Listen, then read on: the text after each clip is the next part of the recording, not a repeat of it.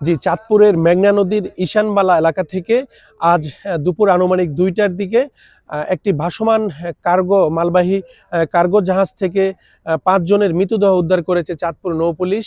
এছাড়াও কিন্তু আমরা যেমনটি দেখতে পেয়েছি ঘটনাস্থলে এসে ৩ জন গুরুতর আহত অবস্থায় কিন্তু ৩ জনকে চাঁদপুর সদর হাসপাতালে চিকিৎসার জন্য প্রেরণ করেছে। আমরা কথা বলতে চেষ্টা করেছি চাঁদপুর নৌপুলিশের ইনচার্জের সাথে।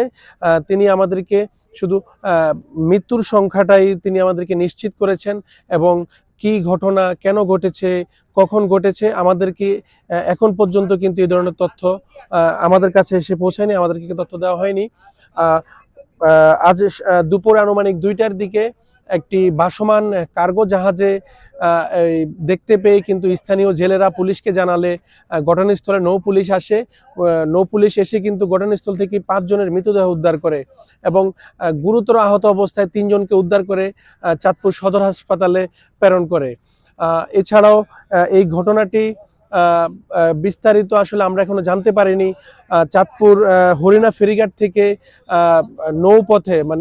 নৌপথে প্রায় আধা ঘন্টার ৩০ মিনিটের যাত্রা এই স্থানটি।